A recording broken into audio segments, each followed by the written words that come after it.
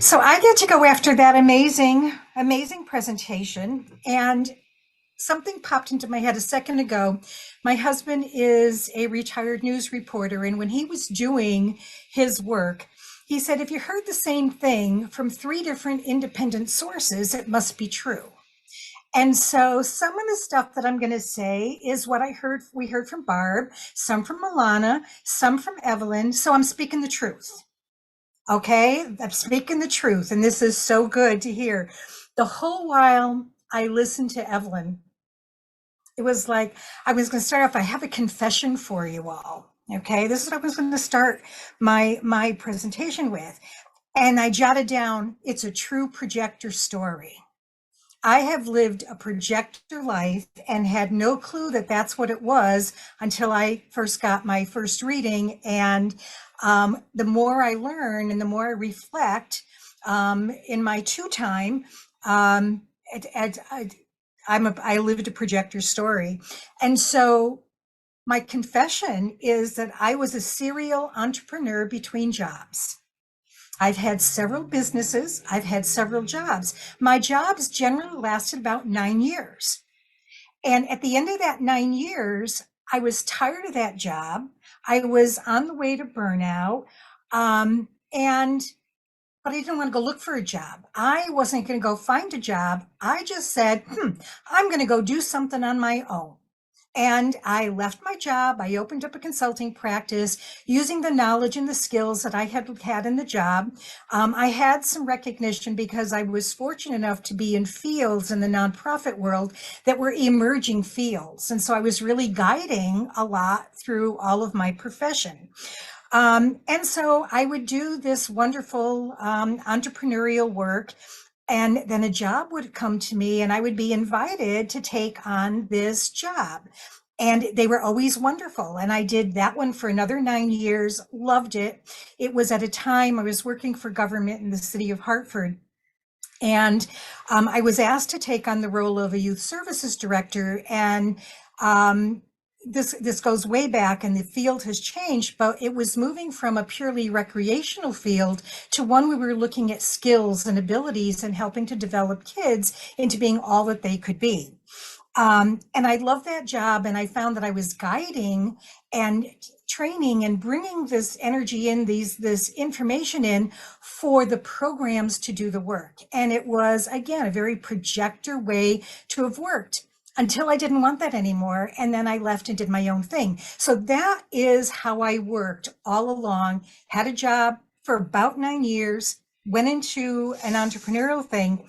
And the last job I took was in 2008. And those of you who remember 2008, the recession was coming. And I, out of fear, because my husband was no longer employed, he was on a disability. And our health insurance was costing us $1,000 a month back in 2008. And that was a lot. And I was afraid that I wasn't going to be able to do that anymore. And I couldn't see us not having that. So I took my last job. I was invited to apply for that job. I took the job. It went very well. It lasted 9 years, and I left it in 2017. And I am never, ever, ever going back to a full-time job because I hit retirement age. So now I have permission to do whatever I want, whenever I want, however I want. And it is an amazing, amazing place to be. It was when I left that job, though, I really was burnt out. And I no longer wanted to help people. So I took Helpful April and I put her on that bookcase back there on the upper shelf behind things and said, stay there. And I started making jewelry. And after a couple of years with that, I had a coach who said, but April, you just don't make jewelry. You make jewelry that helps people. So Helpful April had jumped off the shelf, and I tried to put her back, but she got really bold and said, I'm coming back. I'm coming back. And Barb knows the rest of the story because we learned Oracle cards together. And I really loved that I was tapping into the intuition that I learned as my gate 57, which is really powerfully intuitive. And then I learned human design. And when I found human design, just like you, Evelyn, it was what I've been waiting for all of my life, all of my adult life. Alana, I know you said the same thing when we had spoken. It was it. And so I finally know that this is what I'm supposed to be doing. And so as I prepared to talk for today, I wanted to talk with you about the art, and ART is capital letters all, the art of an unbreakable business. And the first one, which I wasn't doing until now, is that you need to be in alignment with yourself. An unbreakable business, especially for a projector, we have got to be in alignment with who we are. And that means your projector energy. It means your authority. It means your strategy of waiting for recognition and invitation. And that means doing what we do best, have fun, learn, expand your abilities, become visible, practice the visibility, do some of the things that just keep that energy up and flowing. And I realize that it does work because of everything that flowed to me over the course of my life. I now know I need to allow that to happen even more so. It also means going deeper, and just like Alana and Evelyn, I've also been through the training with Karen Curry Parker, who is just amazing with how she presents things as well. And so it does go deeper. And so in aligning with yourself, I just want to talk about three particular areas. Do you know what drives you? That's our moon energy. That's where the moon, the gates where the planets were, the moon was during when our blueprint came into being. My moon energy is experience and surrender, gates 35 and 22. So what I realize is all of this serial entrepreneurship between jobs was all about experiencing. That's all I kept doing, experiencing this. And I am so grateful. My husband said, I'll go for it. He believed I could do anything. He still does believe I can do anything I want. And he would just say, go for it. But also surrendering to the flow of what happens. I never went into it with a preconceived idea of what I was going to do, what was going to happen. The one time that I did, I really got burnt out fast. But to allow that my experience is teaching me what I need to do. Do you know what grounds you? That's your earth energy. We've got to know where we're grounded and how we're grounded. My earth energy is adventure and retelling. So it's gates 28 and 33. So not only am I driven by experience, I am grounded by experience. And life is nothing but an adventure. In fact, on my website, that's the first thing you read. Life is an adventure. Okay, exactly what it is. And then part of it is to then share that adventure, or to be able to allow that the experiences along my adventure can be helpful as I help others. The third is, do you know what you're here to show the world? And that's our sun energy. And I know most people start with it as the first, but our sun energy is what we're here to show the world. And when I look at gates 27 and 19, and Karen calls them accountability and attunement. What I learned in gate 27 is that I'm here to nurture, support, and care for others. So helpful April kept jumping off the shelf because she was supposed to. And I'm finally listening to her.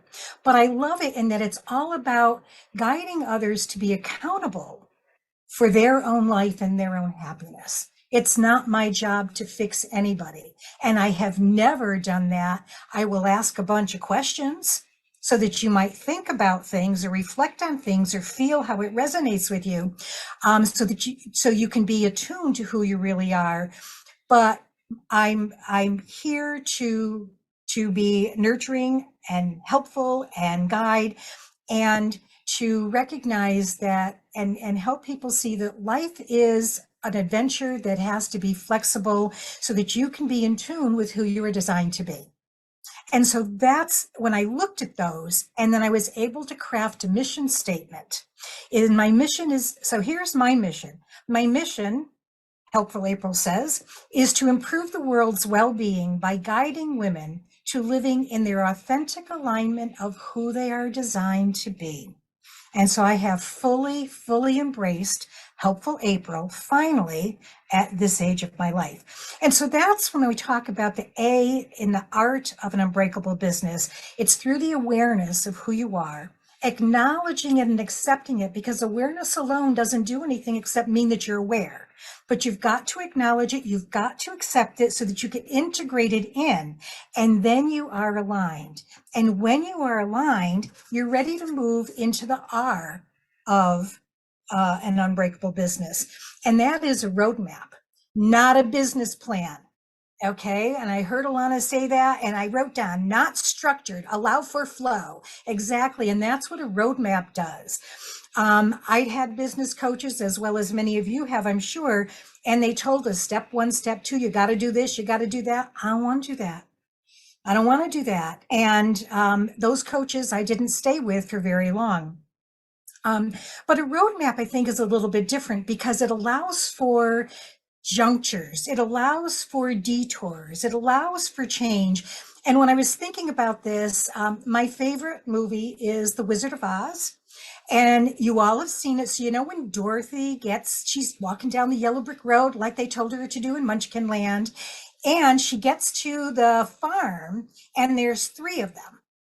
And she says to Toto, "Oh my, which way do I go?" And this scarecrow comes up and says, "Well, some go this way." And he says, "But some go that way." It wasn't really helpful. And he's my favorite character in that. But that's what a roadmap does. It allows you to come to a juncture and choose the path that you're going to take, which is aligned to your authority, which one feels best for you. Okay, it's about that alignment again.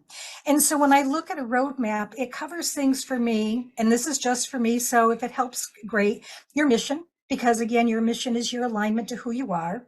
What is it you offer? What services, programs do you want to offer? What is it? What's your expertise? What's that lights you up? Who do you offer it for? Is another one. And it's not, I think Barb said niche, and Alana, you were also echoing that. You have to know who it is you're here to serve. Okay, it's not everybody. That was a real hard when I was doing jewelry, because I really make nice stuff. How come everybody doesn't want it? Well, it wasn't for everybody. And that was a real hard lesson to learn. How will you find the who's that you want to work with? How will people find you? That's the visibility part. How will they find you? And it's going to be different for all of us, but we need to be findable so that we can be recognized for what we do and then become invited. You do have to have some systems and structures in business. There's no getting around it. You got to know how you're going to take your money in. You got to know how you're going to spend your money out. You've got to know how you're going to get out there. You got to know how you're going to handle social media, if those are all parts of you. So there has to be some structure, but it doesn't have to be so structured you can't work outside of it as well. Real question, how much do you need to make? That may be different than how much you want to make, but you got to start with the need, I think, to get to the want. I've always told people and my son, when he was growing up, you have to do the have tos before the want tos. So you've got to know how much you need to make so that you can know how much you want to make. And part of that is how much do you want to work? How many hours do you want to put in? So if you only want to work 20 hours versus 40 hours, it is going to challenge how much you're going to charge for what it is you do. And as Alana says, to know that when you're in your alignment and you're in your real aligned projector self, people are going to pay for it. We have to trust that people are going to pay for that. So you've got to, again, being alignment to that. And do you have a plan in place for ebbs and flows? I would love it if I had the same amount of clients every single week, but no, I guess I really wouldn't want that, because I wouldn't allow for the ebb time that I need. But in ebbs and flows, to make sure that the cash flow can continue for you is really important. So that's when I talk about a roadmap. That's the kind of thing to have, so that at least you have a framework, something that can give you some kind of a guidance about how you're going to do what it is that you do. And then we get to the T in the art of an unbreakable business. And this really can be hard for projectors. It's called trust and source, that in time it will come. Okay. Trust and source, so that you know in time it will come. This is not the Field of Dreams movie. If you build it, they will come. It might, but you have to trust in source to know that in time it is going to come. You're aligned, you've got a roadmap, and we need to spend that time in that empowered way. And that's what was so beautiful about the book, Evelyn, when I read about the empowered waiting time and how much that was, it spoke to me so deeply to know that if things aren't coming my way, that it was okay, do something else. And when I started business, initially I was going to do an oracle card reading business, but I kept pulling my cards and they kept saying, not yet, not for you, be patient. And it was the most frustrating thing of all because I thought that's what I was supposed to do. Well, hello, it wasn't.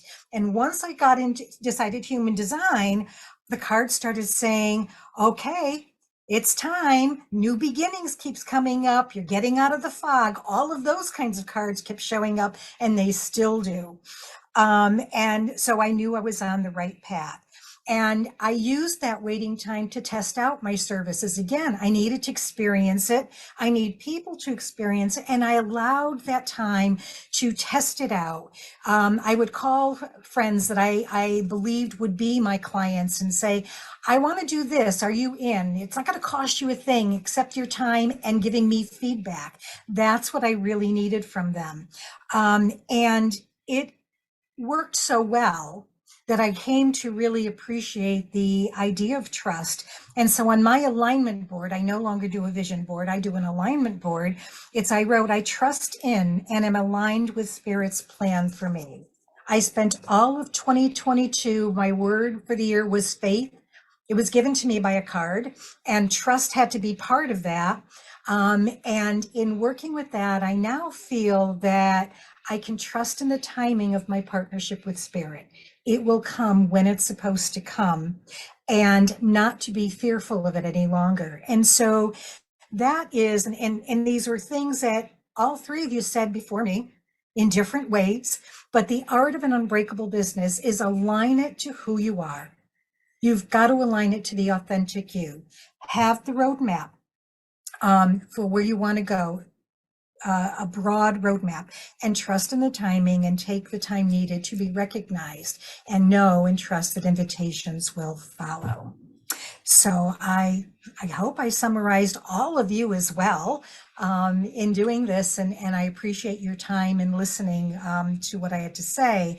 So we've got a few minutes as we wrap up, and I'm going to turn it over to Dr. Davia again. But thank you for allowing me to let my idea come into fruition, Davia, from a couple of years ago. And I invite all of you, if you're not part of our Projector Women in Business group, to join us. Our next meeting is April 10th. And then in May, we get to celebrate our 1-year birthday, so that should be fun. And so I'm through. I'm turning it over to you, Davia. And any questions for any of us? We got time for a few.